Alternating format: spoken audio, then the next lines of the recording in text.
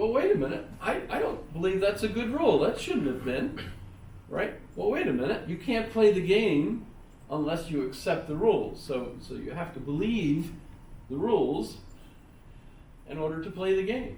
You have to believe that 1 equals 1. Or you have to believe that 0 is 0 a number. So 0. What is 0? A unary function symbol S for the successor operation, and 2 binary function symbols, etc.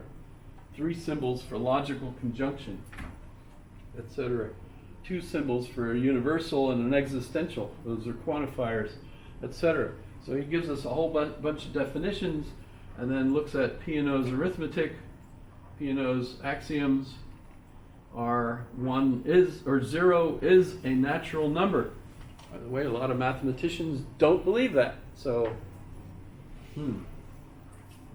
then you get for every natural number x, x equals x. That is, equality is reflexive, or a equals a, right? That's the law of identity, by the way, and that's Aristotelian, actually.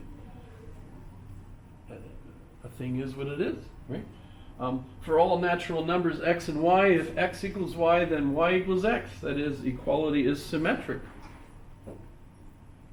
For all natural numbers, well, you could read these as you like, but basically you end up with Peano's axioms. If you want to do mathematics, you have to believe in the axioms that Peano gives you, otherwise you can't do math. But basically, you can't prove the axioms. It doesn't work. So, or at least so far, no one's proved the axioms. So you have to have faith first. So that's what an axiom is. So you have to have faith, but you also have to have reason.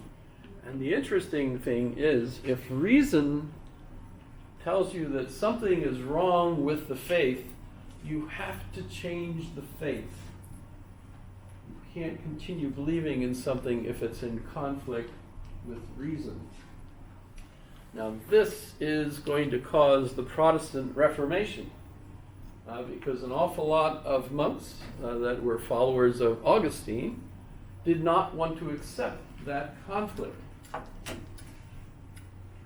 However, what Thomas Aquinas does is creates a complex theology based on accepting the previous dogma of the church and accepting Aristotelian pagan science. So of course there's a big conflict with a lot of people that don't think we should be reading the work of some pagan who lived, of course, 300 years before Jesus. I mean, after all, God revealed his true religion through his son, and so Aristotle couldn't have known the whole truth because Jesus hadn't come yet, right? So the whole idea of reading a pagan philosopher was against a lot of folks. Saint Bonaventure was argued with Aquinas in Paris.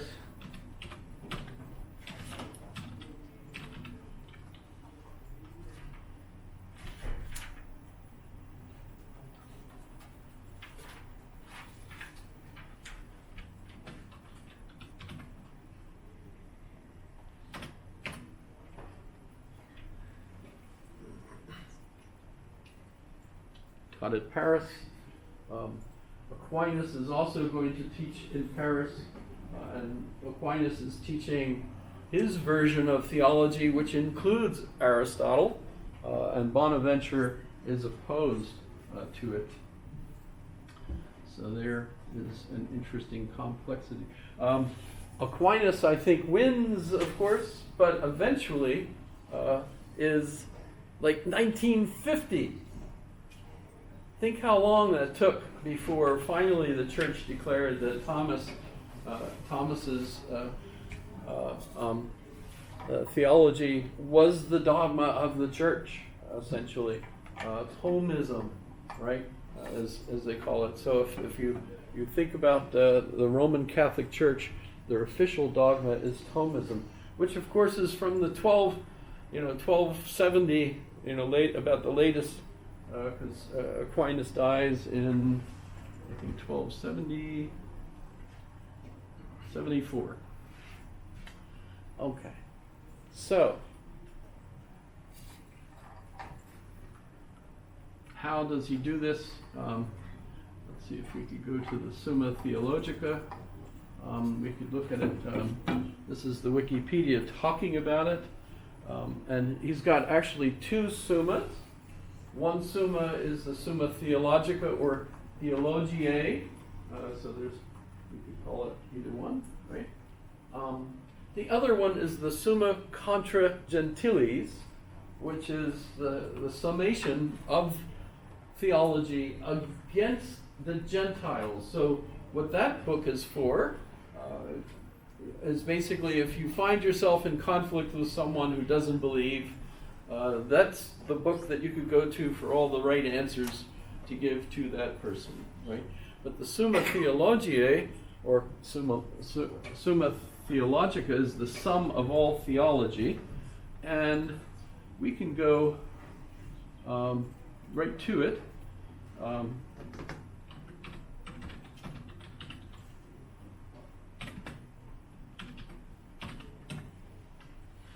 By the way, if you spell angels L-E, that's angles. That's wrong. So you want to go E-L.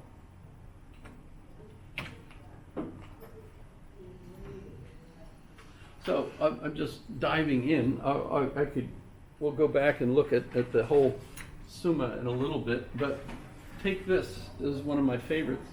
Question 50. Question 50. Everything, by the way, is a questiones, or a question. So you got all these questions. So each one is taken as a question. So for example, this question is the substance of the angels absolutely considered. And so you've got sub-questions. Is there any entirely spiritual creature altogether incorporeal? Supposing that an angel is such, is it composed of matter and form? It's completely incorporeal. It doesn't have a body. So does it have matter and form? No. How many are there? A lot. How many angels are there? What's their difference from each other? Hierarchy. And their immortality or incorruptibility? Yes, Dave? Based on their hierarchy. Yeah, actually, that was something I was trying to get from Groke yesterday. Was the pseudo I can't remember the name, but one of the sources for Aquinas on the angels. But so let's look at Article 1, and notice that all the articles, all the questions, begin with an objection, and then on the contrary. So essentially what you have is these 2 points of view. Here's the dogma on the one hand, that everybody's believed up to now, right?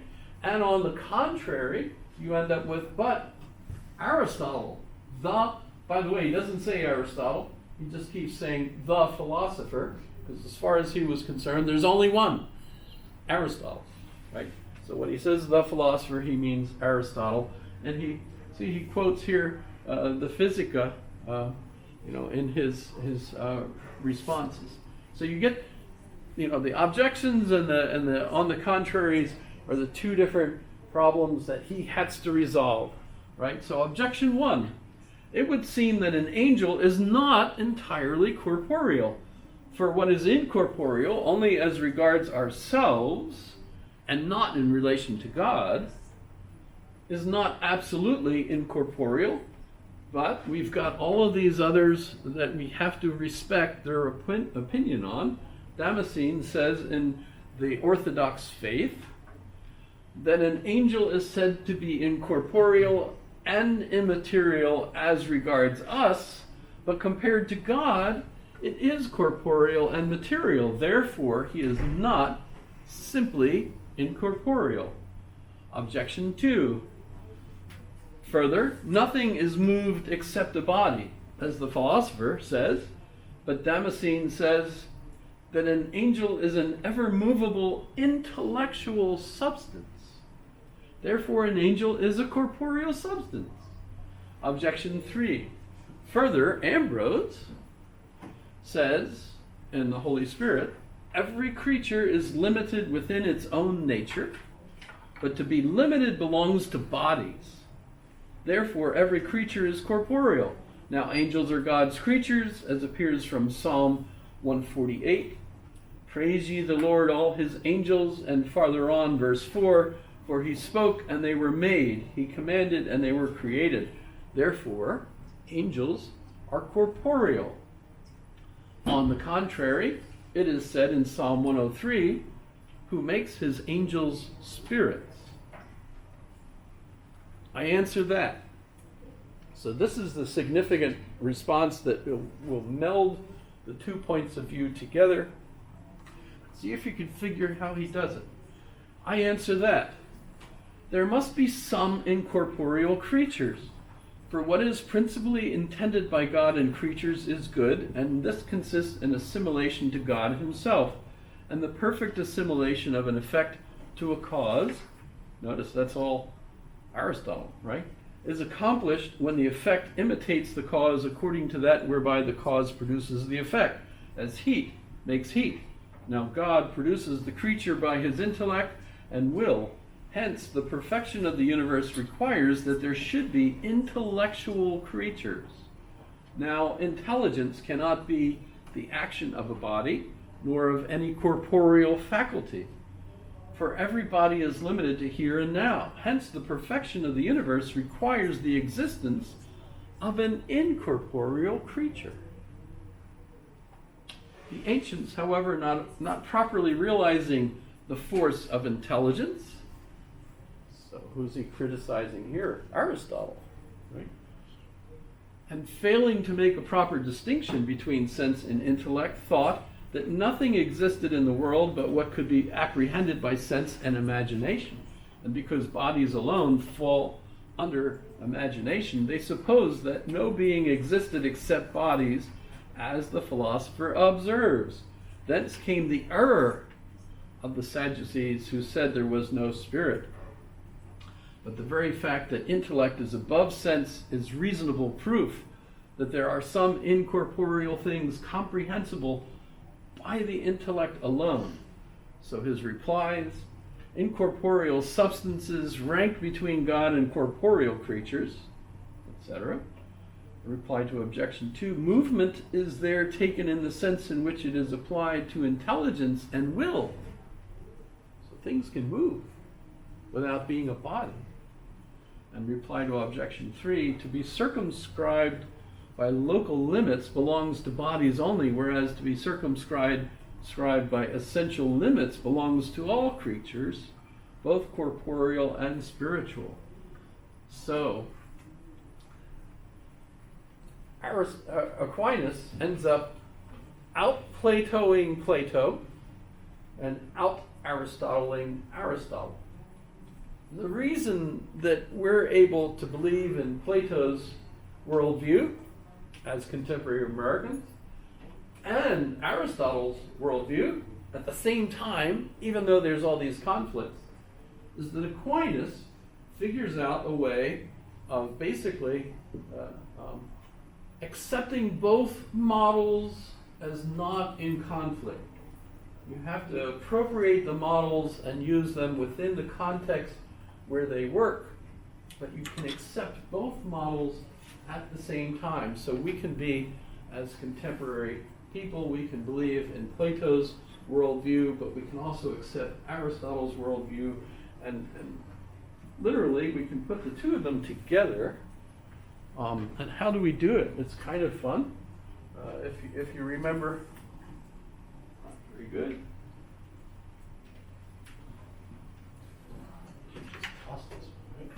No.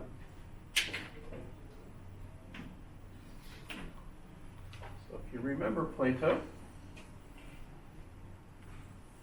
you have matter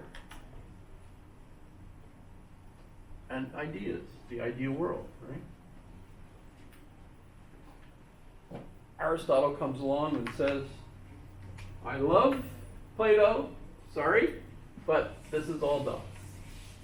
Ideas go away. All we got is matter, and matter has matter specifically, substance, plus it has form, which is the idea, essentially, how it's shaped, etc., and plus the efficient cause, and the purpose, the telos, right? The purpose. That's all there is for Aristotle. Aquinas says both Plato and Aristotle are right. And so you have the ideal world, which now is considered, of course, heaven, heavenly spirits, whatever, right? And matter, of course, would be the physical world, so Earth, basically. And here's the interesting thing. In order to keep it coherent, the spiritual things have to have spiritual substance. Same as over here. They also have to have a form.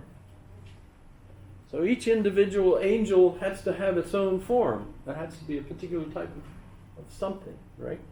And at the same time, you've got efficient causes over here. Oh, I screwed that up. Sorry. In other words, you duplicate this, you know? So, spiritual beings, these are essences. So the essences of things are the spiritual ones, and this is the existence of the thing. So you have existence, things that exist, and spiritual things, which don't have a physical existence, although they could have a spiritual existence. And I'd love to invite you guys to take a look at how these all work. How do you get matter and form for a spiritual substance? It turns out that each angel has to be its own species. Because if you had two angels that have exactly the same form, they wouldn't be two angels, they would be one angel. So you have to have, each angel has to have its own species, which is kind of fun. You think of it?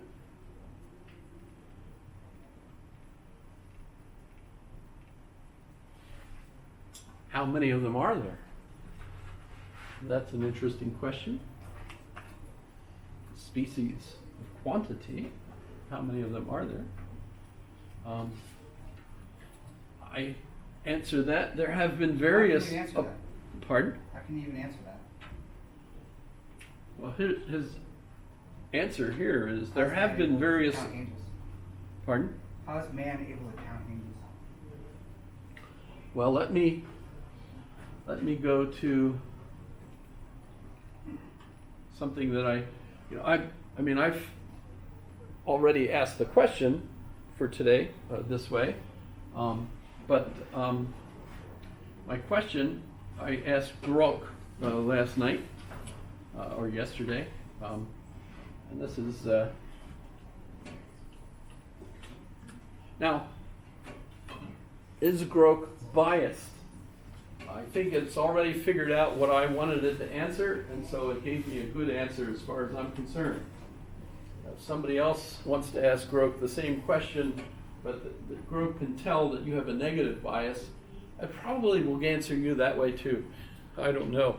I don't know how you can make sure that Grok is behaving properly. By the way, there's lots of folks are complaining about these large language models and saying that you can't trust them. They give you hallucinations. They give you bad answers. I think what happens, of course,